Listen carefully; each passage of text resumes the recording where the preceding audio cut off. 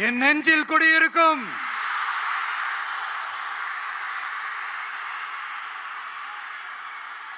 புதுச்சேரி மக்கள் உங்கள் அனைவருக்கும் என்னுடைய வணக்கம். வணக்கம் வணக்கம். எல்லாரும் எப்படி இருக்கீங்க?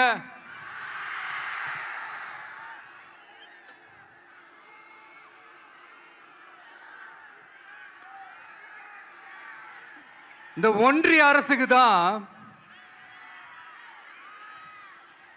தமிழ்நாடு ஒரு தனி மாநிலம், புதுச்சேரி ஒரு தனி யூனியன் பிரதேசம். அவங்களுக்கு தான் தமிழ்நாடு தனி, புதுச்சேரி தனி, இப்படிலாம் இருப்பாங்க. ஆனா நமக்கெல்லாம் அப்படி கிடையாதுங்க. நாமெல்லாம் வேறு வேறு கிடையாது. நாம் எல்லாரும் ஒண்ணுதான்.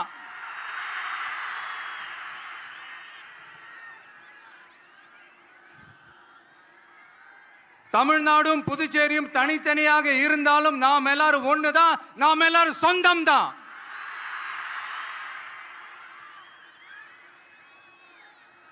வேற வேற வீட்டுல, வேற வேற ஊர்ல, வேற நாட்டுல, வேற ஸ்டேட்ல இருக்கிறதுனால நாம் எல்லாரும் சொந்தங்கள் இல்லைன்னு ஆயிட முடியுமா? அது எப்படி முடியும்? இப்ப பாத்தீங்களா, ஒருத்தருக்கு ஒருத்தர் பார்த்துக்கும் போது அந்த பாச உணர்வு, அதுதாங்க, அது மட்டும்தான். அது இருந்துட்டாலே போதும், வேற எதுவுமே தேவையில்லை.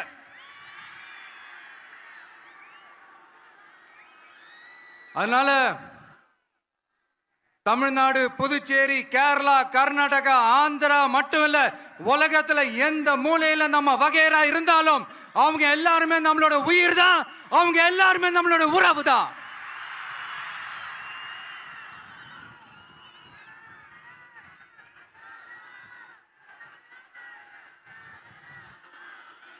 புதுச்சேரினாலே உடனே ஞாபகத்துக்கு வர்றது மணக்குள விநாயகர், அரவிந்தர் ஆசிரமம், வில்லியனூர் மாதான் சொல்லி இவங்க எல்லாரும் ஞாபகத்தில் வருவாங்க. அது மட்டும் இல்ல, மகாகவி பாரதியார் அவர்கள் இருந்த மண், பாவேந்தர் பாரதிதாசன் அவர்கள் பிறந்த மண். அது மாதிரி இன்னும் சிறப்புகளை அடுக்கிக்கிட்டே போலாம். ஆனா அரசியல்னு வந்துட்டா ஒரு முக்கியமான விஷயத்தை பத்தி நம்ம சொல்லி ஆகணும். 1977ல புரட்சி தலைவர் எம்ஜிஆர் அவர்கள் தமிழ்நாட்டில் ஆட்சி அமைச்சாங்க. ஆனா அதுக்கு முன்னாடியே 1974லயே இங்க புதுச்சேரியில அவங்களோட ஆட்சி அமைஞ்சது. அதனாலதான் அப்பவே சொன்னாங்க, நமக்காக வந்தவர் எம்ஜிஆர், அவரை தமிழ்நாட்டில் மிஸ் பண்ணிடாதீங்கன்னு நமக்கு அலர்ட் பண்ணதே புதுச்சேரி தான். அப்படிப்பட்ட புதுச்சேரியை நம்மளால மறக்க முடியுமா? அது மட்டும் இல்ல, இங்க இருக்கிற மக்கள் தமிழ்நாடு மாதிரியே புதுச்சேரி மக்களும் என்ன கிட்டத்தட்ட ஒரு 30 வருஷமா என்ன தாங்கி பிடிச்சுக்கிட்டு இருக்கிறீங்க.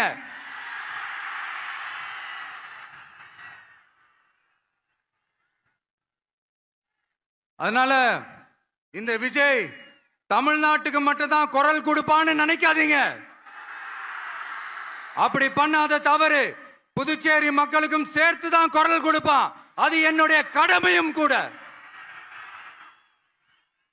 அதனாலதான் இங்க நீங்க ஃபேஸ் பண்ற பிரச்சனைகளை பத்தி இன்னைக்கு நான் பேசுறதுக்காக வந்திருக்கிறேன். அது மட்டும் இல்ல, இந்த புதுச்சேரி கவர்மெண்ட்டை பத்தி நாம சொல்லியே ஆகணும். இது டெஃபினட்டா தமிழ்நாட்டில் இருக்கிற மாதிரி நம்ம திமுக கவர்மெண்ட் மாதிரி கிடையவே கிடையாது. ஏன்னா வேற ஒரு அரசியல் கட்சி நடத்துற நிகழ்ச்சியாகவே இருந்தாலும் அந்த நிகழ்ச்சிக்கு தன்னெழுச்சியா வர நம்ம மக்களுக்கு பாதுகாப்பு கொடுத்து பாரபட்சமே காட்டாம இந்த கவர்மெண்ட் நடந்துகிட்டு இருக்கிறாங்க. அப்படிப்பட்ட இந்த புதுச்சேரி கவர்மெண்ட்டுக்கும் நம்ம புதுச்சேரி சிஎம் சார் அவர்களுக்கும் இந்த நேரத்தில் என்னுடைய மனப்பூர்வமான நன்றிகளை தெரிவிச்சுக்கிறேன். இத பார்த்தாவது தமிழ்நாட்டில் இருக்கிற அந்த திமுக கவர்மெண்ட் கத்துக்கிட்டா நல்லா இருக்கும்.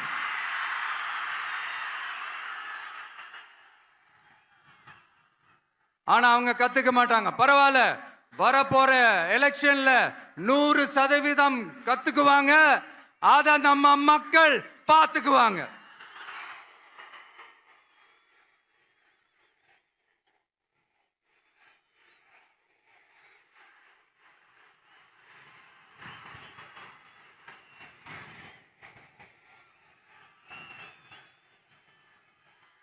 புதுச்சேரியில் இருக்கிற கவர்மெண்டோட கூட்டணி ஆட்சியில் இருந்தாலும் புதுச்சேரிய ஒன்றிய அரசு எதிலையுமே கண்டுக்கல என்றது புதுச்சேரி மக்களான உங்களுக்கு நல்லாவே தெரியும். மாநில அந்தஸ்து கோரிக்கையை மட்டுமா கண்டுக்கல, இங்க வளர்ச்சி ஏற்படவும் துணை நிக்கவே இல்லைன்னு கேள்விப்படுறோம். இந்த புதுச்சேரிக்கு இன்னும் மாநில அந்தஸ்து கொடுக்கல. மாநில அந்தஸ்து வேணும்னு கேட்டு பல முறை சட்டசபையில தீர்மானம் போட்டு ஒன்றிய அரசுக்கு அனுப்பி வச்சுக்கிட்டே இருக்கிறாங்க. இந்த வருஷம் கூட மார்ச் மாசம் 27ஆம் தேதி 2025 அன்னைக்கு ஒரு தீர்மானம் போட்டாங்க. அது மாநில அந்தஸ்து வேணும்னு கேட்டு ஒன்றிய அரசுக்கு அனுப்புற 16வது தீர்மானம். புதுச்சேரி காரைக்கால் பகுதிகளில் மூடப்பட்ட 5 மில்கள், பல்வேறு தொழிற்சாலைகளை மீண்டும் திறக்கிறதுக்கு இதுவரைக்கும் ஒரு துரும்ப கூட கிள்ளி போடல. பல்லாயிரக்கணக்கான இளைஞர்களோட வேலை வாய்ப்புக்காக எதையுமே செய்யல. இங்க ஒரு ஐடி கம்பெனி உருவாகணும்ன்றது எண்ணமே இல்லை. அதை பத்தி யார் பேசினாலும் அது அவங்க காதல விழவே விழல. இங்க ஒரு அமைச்சரை ஊழல் குற்றச்சாட்டுல பதவி விட்டு நீக்கப்பட்டு அந்த இடத்துக்கு இன்னொருத்தரை நியமிச்சு 200 நாள் ஆச்சு. இன்னும் அவருக்கு ஒரு இலாக்காவே தரல. இந்த செயல் சிறுபான்மை மக்களை அவமானப்படுத்துறதுன்னு அந்த மக்களே சொல்றாங்க. புதுச்சேரியோட முக்கிய அங்கமாக இருக்கிற காரைக்கால், மாகே, ஏனாம் பகுதிகளில் எல்லாம் முன்னேற்றமே இல்லைன்னு அந்த பகுதி மக்கள் சொல்லிக்கிட்டே இருக்கிறாங்க. குறிப்பா காவிரியோட கடைமடை பகுதியான காரைக்காலை மொத்தமா கைவிட்ட மாதிரி தான் இருக்குது. இது எல்லாமே முன்னேற்றம் அடையணும். டூரிஸ்ட் பிளேஸ் ஆன புதுச்சேரியில போதுமான அளவு பார்க்கிங் வசதி இல்ல, போதுமான அளவு கழிப்பறை வசதி இல்ல. இதெல்லாமே மேம்படுத்தணும். புதுச்சேரி கடலூர் மார்க்கமான ரயில் திட்டம் வேணும்ங்கிறது நீண்ட கால கோரிக்கை. புதுச்சேரி மக்களுக்கு ஒன்னே ஒண்ணுதான் சொல்லணும், இந்த திமுகவை நம்பாதீங்க. அவங்களுக்கு உங்களை நம்ப வச்சு ஏமாத்துறது தான் அவங்க வேலையே. நான் சொன்ன பல கோரிக்கைகளை எல்லாம் தீர்த்து வைக்கிறதுக்கு நம்ம புதுச்சேரி கவர்மெண்ட்டுக்கும் அதோட மக்கள் திட்டங்களுக்கும் ரொம்ப அக்கறையா உண்மையா துணை நிக்கணும். தமிழ்நாட்டை ஒதுக்குற மாதிரி புதுச்சேரியும் ஒதுக்க கூடாதுன்னு நாங்க கேட்டுக்கிறோம். கிட்டத்தட்ட 20 லட்சம் பேர் வாழ்ற யூனியன் பிரதேசமான புதுச்சேரி மத்திய நிதி குழுவில் இடம்பெறவில்லை. அதனால் மாநிலங்களுக்கான நிதி பகிர்தல் அடிப்படையிலும் யூனியன் பிரதேசங்களுக்கான நிதி பகிர்தல் அடிப்படையிலும் புதுச்சேரிக்கு நிதி ஒதுக்கப்படுவதில்லை. அதனால ஒவ்வொரு ஆண்டும் புதுச்சேரிக்கு தோராயமாகவே மத்திய அரசு நிதியை விடுவிக்கிறது. அந்த நிதியும் அரசு ஊழியர்களின் சம்பளம், ஓய்வூதிய தொகை உள்ளிட்ட திட்ட செலவுகளுக்கே சென்று விடுவதால் மீத தேவைக்கு வெளிச்சந்தையிலும் கடன் பத்திரங்களை கடன் வாங்குகிறது புதுச்சேரி. இந்த நிலைமை மாறணும்னா ஒரே வழி, மாநில அந்தஸ்து நம்ம புதுச்சேரி மக்களோட பல்லாண்டு கால கோரிக்கை. புதுச்சேரிக்கு போதுமான நிதி வரத்து இல்லாததுனால வெளியே கடன் வாங்க வேண்டியதா இருக்கு. புதுச்சேரியோட கடனை குறைச்சு தற்சார்பு பொருளாதாரத்தை வளர்த்தெடுக்க திட்டங்கள் வகுக்கப்பட வேண்டும். மாநில அந்தஸ்து வாங்கினா மட்டும் போதாது இல்லையா, தொழில் வளர்ச்சியும் தேவையாச்சே. புதுச்சேரி தென்னிந்தியாவின் முன்னணி இண்டஸ்ட்ரியல் ஹப்பாக மாற்ற எல்லா முயற்சிகளும் எடுக்க வேண்டும். இந்திய அளவில் ரேஷன் கடைகளே இல்லாத மாநிலம் புதுச்சேரி தான். ஏழை எளிய மக்களுக்கு வாழ்வாதாரமே ரேஷன் கடைகள் தான்.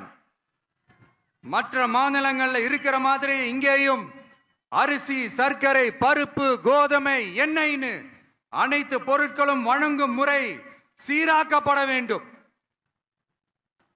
கடைசியா மீன்பிடிக்க செல்லும் காரைக்கால் மீனவர்களை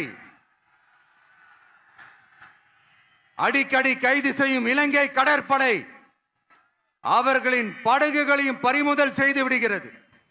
அதனால் நீண்ட போராட்டங்களுக்கு பிறகு அவர்கள் விடுவிக்கப்பட்டாலும் படகுகள் கிடைக்காததால் படு மோசமான நிலைக்கு தள்ளப்படுகின்றனர்.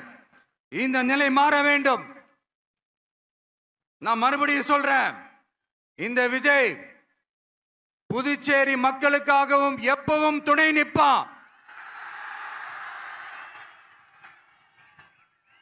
வரப்போற புதுச்சேரி தேர்தல் களத்துல நம்மளுடைய தமிழக வெற்றி கழகத்தின் கொடி பட்டொளி வீசி பறக்கும்.